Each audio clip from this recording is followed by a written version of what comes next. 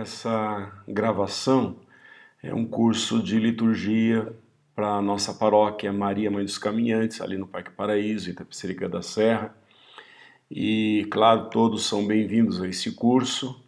É um curso que nós vamos iniciar hoje com... o tema é a liturgia. O que é liturgia? É o primeiro tópico de hoje. E também um pouco da evolução da liturgia no tempo apostólico, no tempo da Igreja Católica, né? Mais ou menos até o Concílio de Trento, que nós vamos ver hoje. Em primeiro lugar, o significado de liturgia. Não sei se vocês alguma vez pararam para perguntar ou pararam para pensar sobre o significado da palavra liturgia. De fato, esse termo, ele não tem nada a ver, na origem dele, ele não tem significado nenhum religioso, né? Ele é uma palavra do mundo grego, portanto, do mundo pagão. Ele não é uma palavra que surgiu com o ambiente cristão, não. É com o ambiente pagão da Grécia, né? E significava um serviço feito para o povo, por isso... na palavra liturgia nós temos do grego o laos ou leos, que significa povo, e ergon, que significa trabalho, significa serviço, significa obra. Então nada mais é do que um trabalho, um serviço para o povo, para alguém, né? para as pessoas. Em outras palavras, a gente pode dizer que é um serviço para o bem comum da população. E entre os gregos, a gente não pode falar que a prefeitura era responsável por tapar um buraco, para calçar uma rua. Na verdade, quem fazia isso eram os ricos. Então a palavra ela surge daí, quer dizer, os ricos que vão fazer um serviço para os pobres.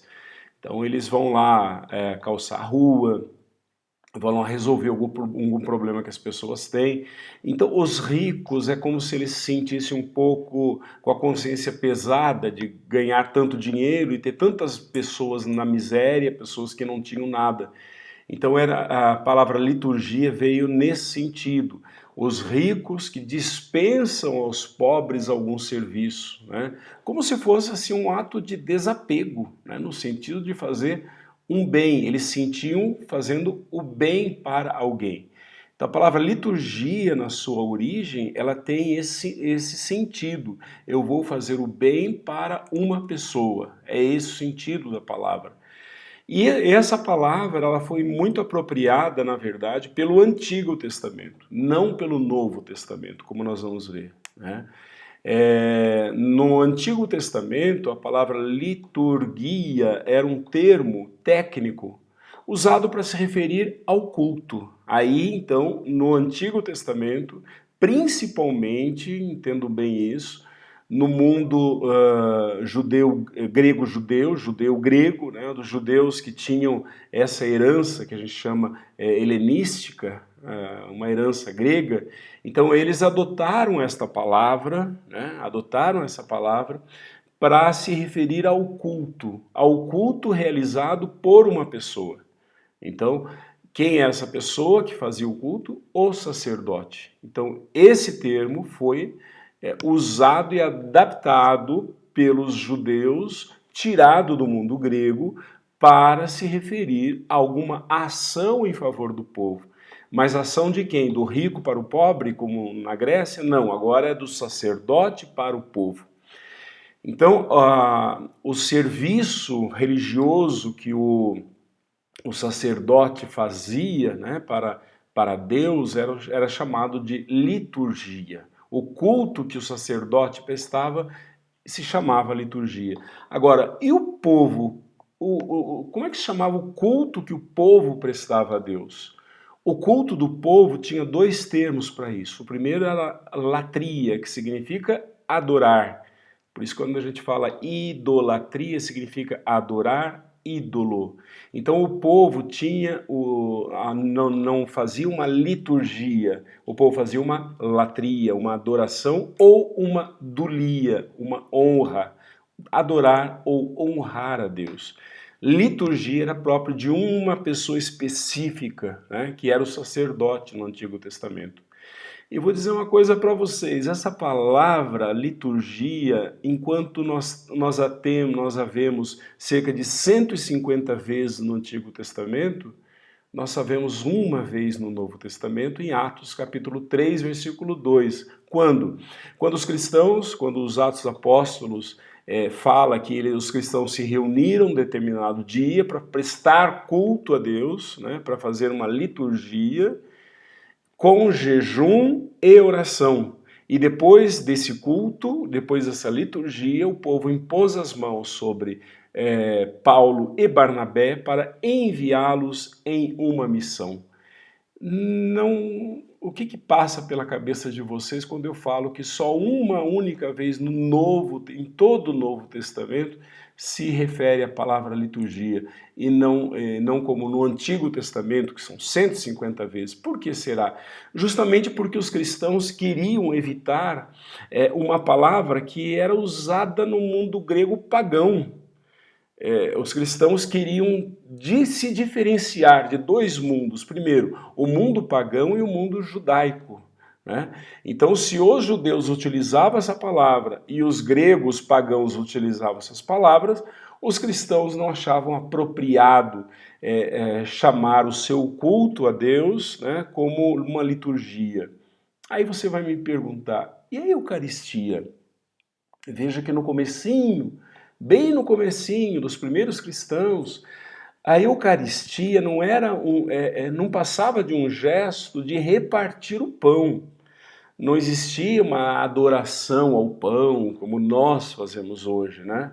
A ideia do pão era criar comunhão entre todos os que eram batizados. Essa era a finalidade. Por isso, os primeiros cristãos, eles faziam a Eucaristia no contexto de uma refeição. Uma refeição comum, não tem nada de especial nessa refeição.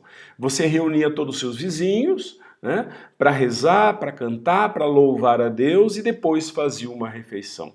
E nesta refeição tinha a divisão do pão. Esse era o momento da Eucaristia. Então era no contexto de uma refeição, como é até hoje para o judeu. O judeu, ele celebra a Páscoa no contexto de uma refeição, comendo, bebendo vinho, comendo um carneiro e depois eles partem aquele pão. A mesma coisa faziam os primeiros cristãos.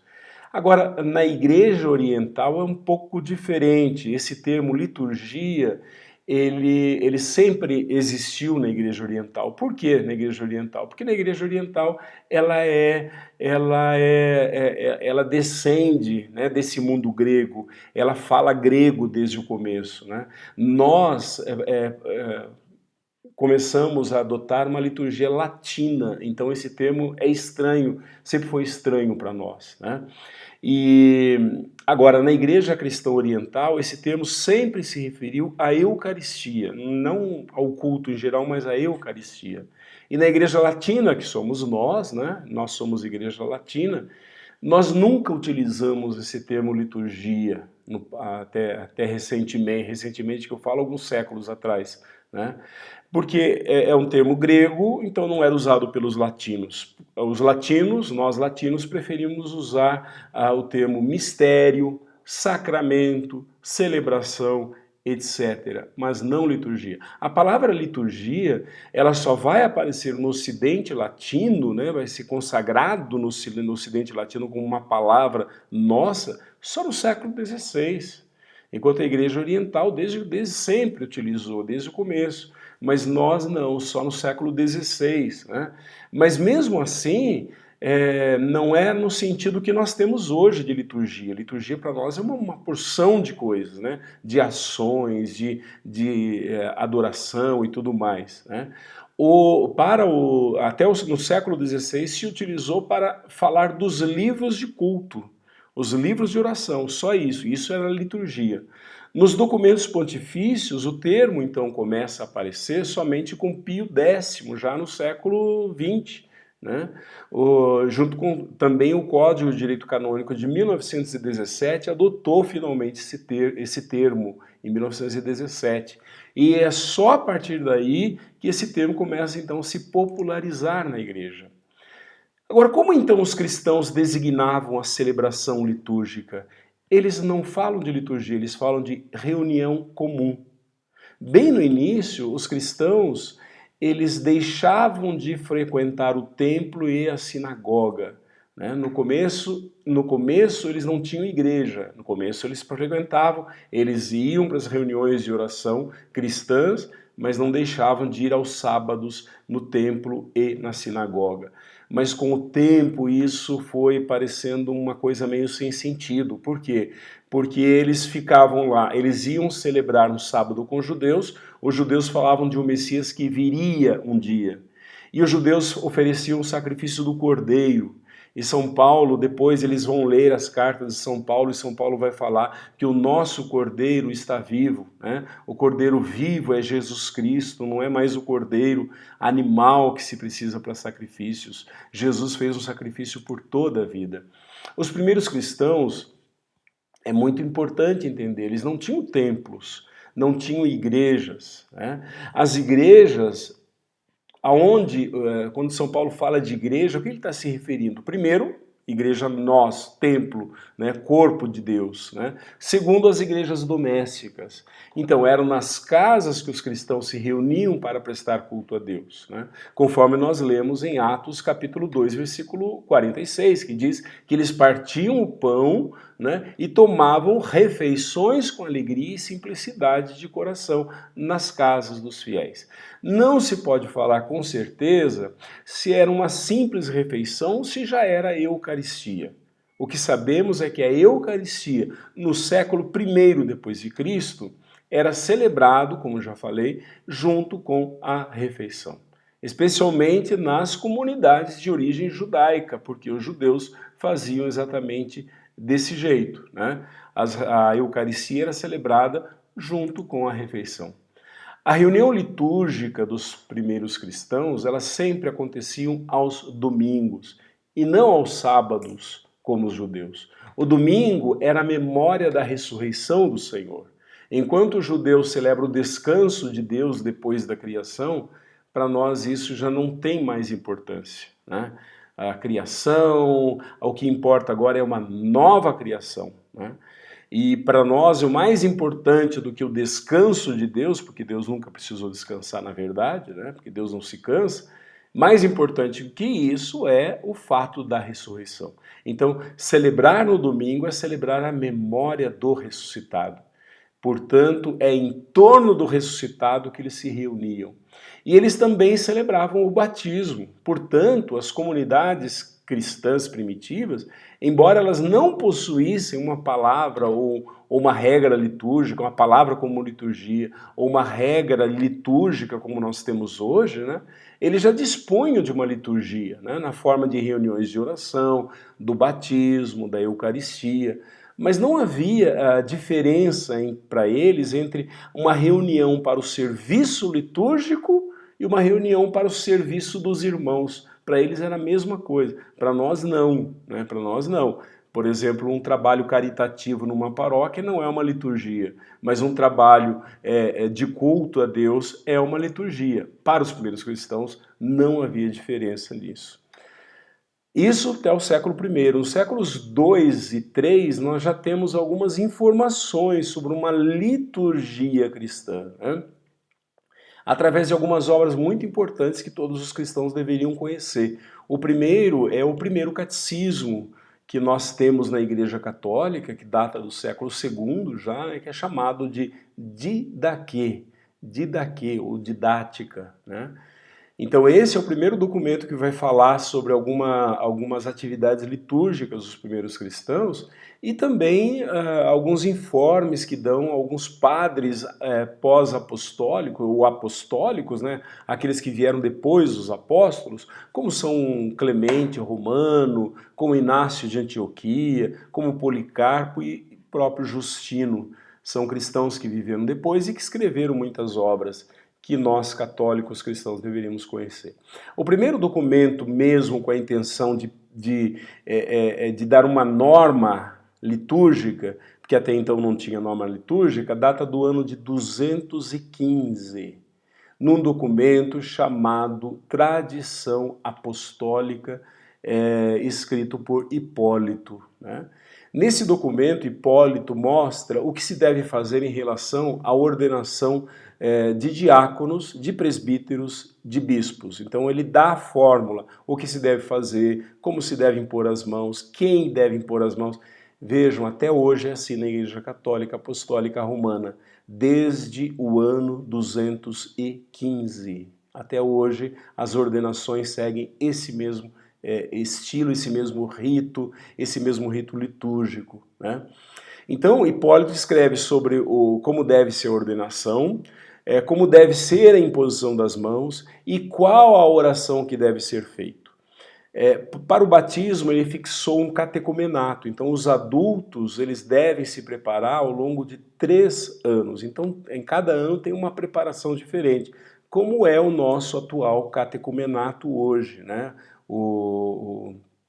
Aquele caminho que se faz dentro de uma paróquia e depois termina com o batismo no sábado de Aleluia, o sábado da ressurreição, o sábado pascal, né? Vejam, o batismo então ele coloca essa preparação de 3 anos, mas ele fala da criança. Então a criança já era batizada desde o comecinho, né? Então a criança ela não precisa passar por esse catecumenato porque ela não sabe, não fala. Então desde esse momento ele fala que ele prescreve uma liturgia. Então quem deve responder pela criança são seus pais, os adultos que representam os padrinhos ali. Até hoje a Igreja Católica faz igualzinho, né? Ele fala também dos cuidados com que se deve ter com o pão e o vinho, porque o pão e o vinho são o corpo e o sangue do Senhor. Então ele já fala isso, né? Ele fala também do sinal da cruz. Vejam, no ano 215, Hipólito fala do sinal da cruz.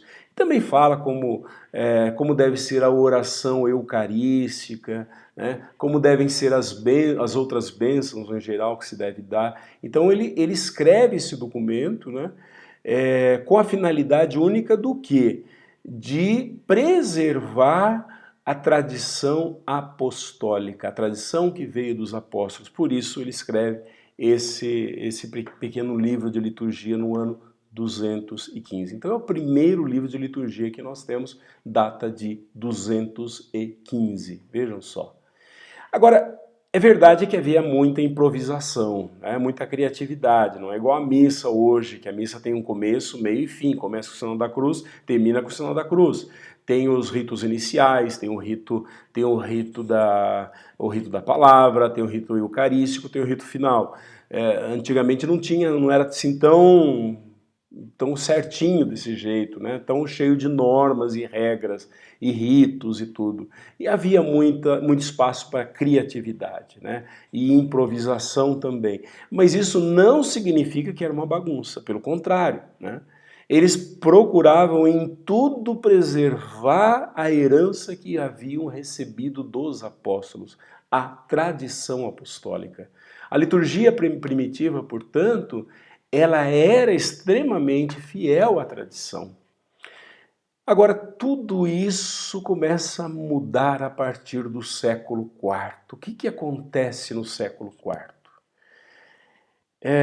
Para o bem ou para o mal, porque existem muitos autores que consideram isso um mal para a igreja, outros consideram um bem, enfim. Mas houve uma coisa chamada a conversão do imperador Constantino. Se foi positivo por um lado, foi no sentido de que acabaram as perseguições, significou a paz na igreja. Até Constantino, a gente não tinha paz, o cristianismo não tinha paz. Os cristãos eram perseguidos, suas casas eram invadidas, seus bens saqueados, cristãos eram mortos, né? Com a conversão de Constantino, se converte, né, ao cristianismo, então ele coloca fim às perseguições. Mas a igreja, ela ficou mais presa do que antes. Se antes ela era presa, né, porque ela não poderia se expressar, agora ela pode se expressar, mas contanto que com o aval do imperador. Então, a partir de Constantino, as celebrações nas casas pararam, se parou, né? Por quê? Porque Constantino mandou construir basílicas. É assim que se chamavam as igrejas no tempo de Constantino, no século IV, basílicas. Se você prestar bem atenção, a palavra basílica, ela vem de basileu, significa o lugar do rei. Então era basílica por quê? Porque ali era o lugar que o imperador ia se sentar, né? O imperador ia se sentar.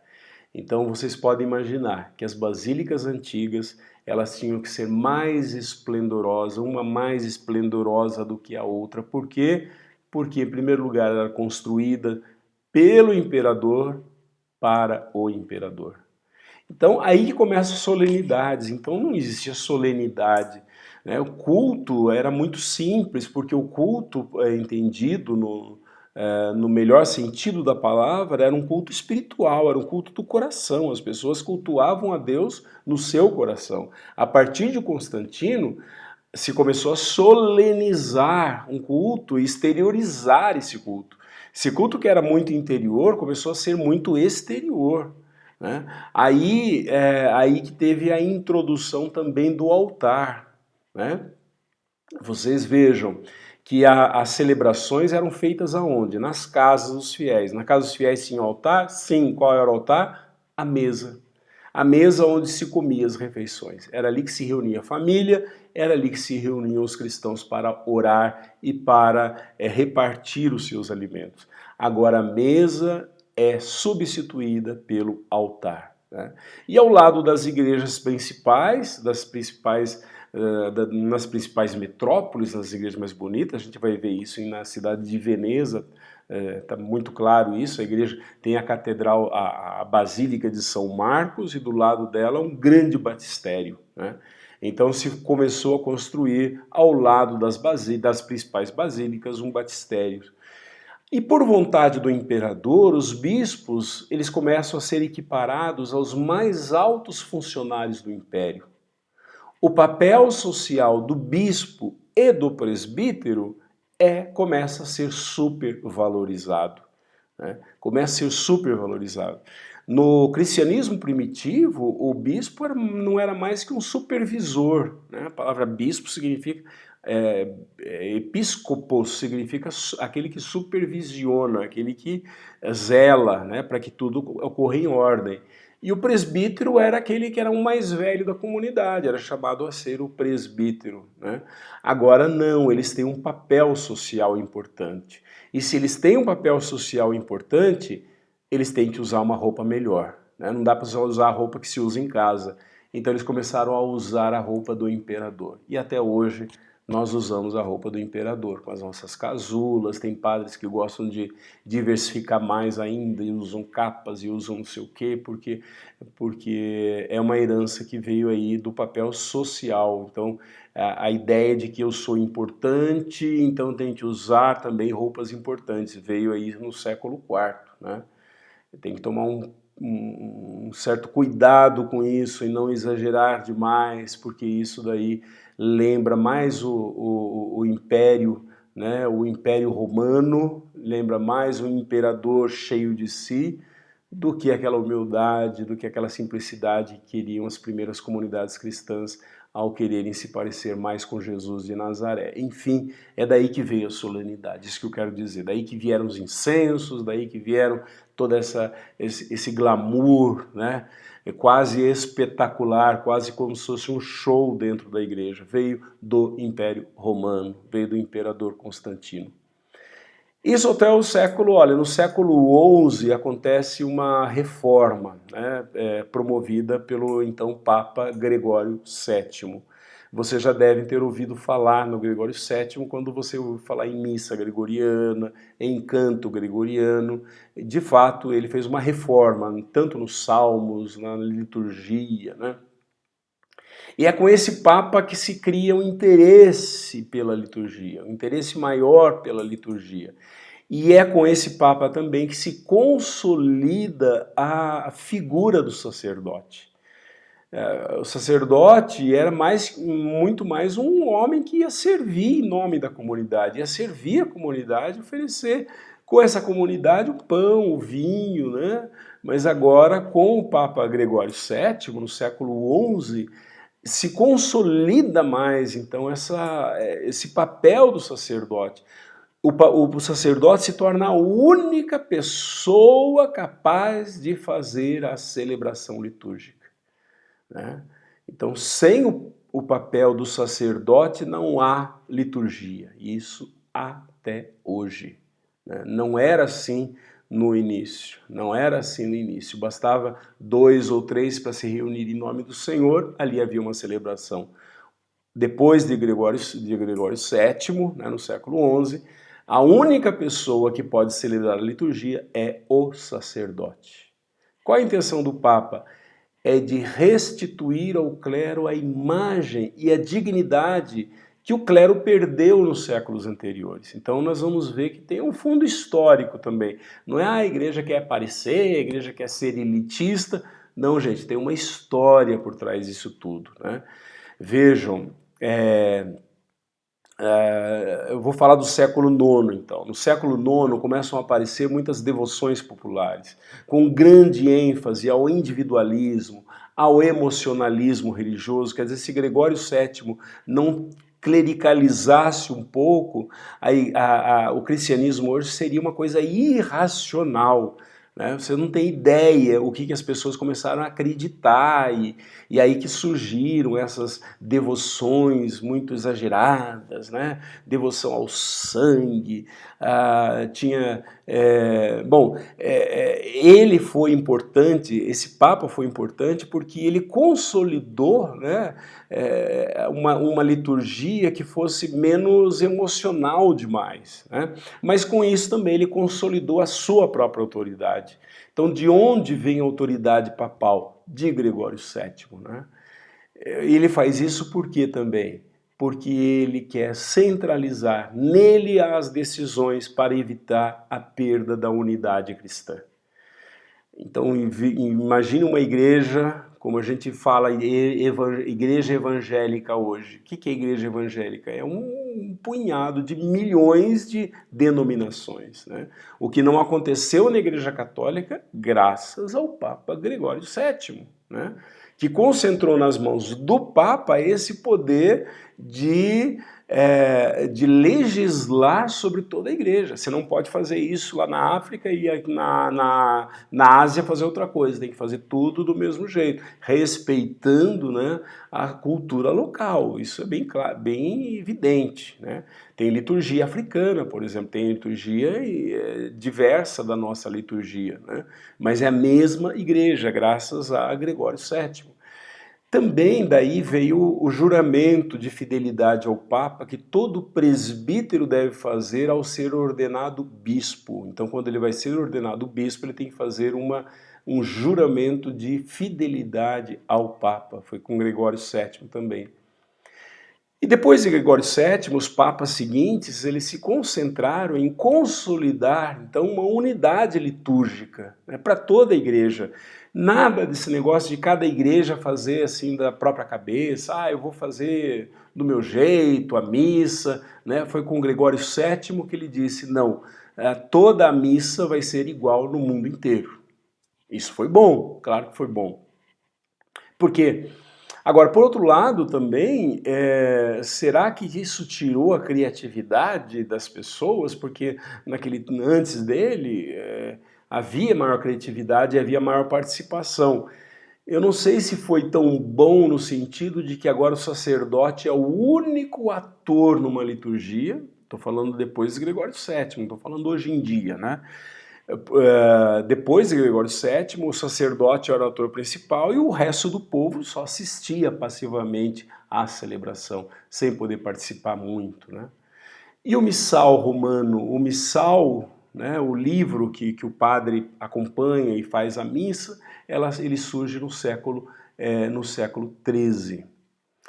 Agora eu vou falar dos séculos XIV e XV. Nos séculos XIV e XV, vejam bem, foi um século de grande decadência na igreja. Século XIV e XV de grande decadência. Teve a grande decadência no século IX, onde as pessoas, parece que cada um ficava por si mesma, mas essa crise volta nos séculos XIV e XV, né? E foi um século de grande decadência, o clero foi se voltando cada vez mais para uma vida mundana, era padre que tinha mulheres, que tinha filhos, que saía com prostituta, tinha de tudo na igreja, tudo, tudo, tudo, tudo. Os fiéis, coitados, sozinhos, sem a ajuda de um padre que tivesse moralmente alguma coisa a dizer, o povo foi se afastando e foi tendo a sua própria relação com Deus. O que acontece com isso? Essa piedade popular, ela muitas vezes ela pode descambar para muitas coisas supersticiosas, e foi o que aconteceu, né? Mas eu quero falar um pouquinho antes, porque como é que começa a crise? Essa crise começa quando um rei francês resolve raptar o Papa, tira o Papa de Roma e leva o Papa para ser Papa na França, né? Isso durou quase 70 anos. E foi o Papa Gregório depois, um outro Gregório, que voltou para Roma, né, e o rei da França elege depois um outro Papa para ficar na França. Gente, nós temos então dois Papas, um Papa romano e um Papa francês. O que os católicos começam a pensar?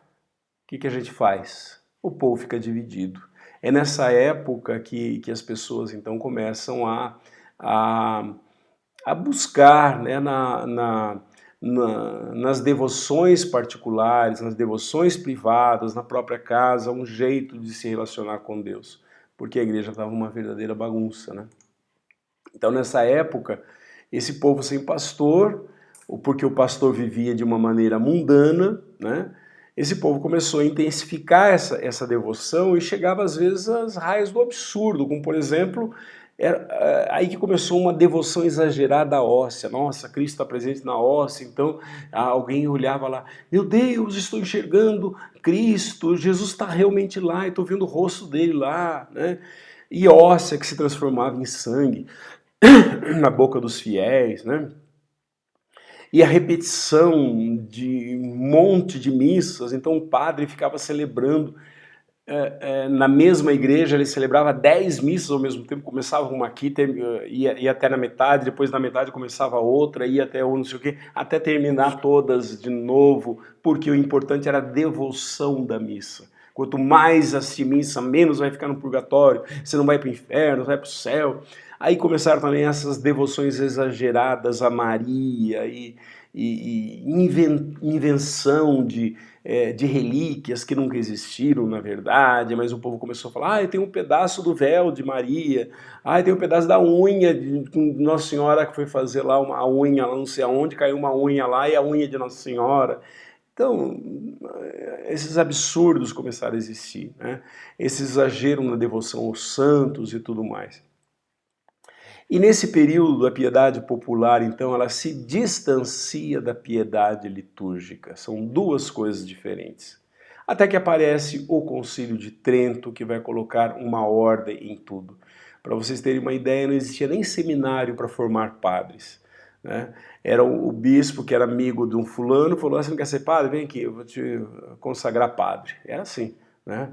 E bispo que não tinha vocação de ser bispo, e papa que não tinha vocação para ser papa, era uma bagunça. O Concílio de Trento vai trazer disciplina e organização da igreja. Todo mundo fala que o Concílio de Trento foi uma reação à reforma de Lutero. Não, na verdade, o Concílio de Trento foi uma reforma, não uma contra-reforma. uma reforma a partir de dentro da igreja. Mas esse é um assunto que eu quero deixar para a próxima aula. Eu vou falar na próxima aula sobre o Concílio de Trento e sobre a importância desse concílio para a igreja. Te vejo lá. Tchau.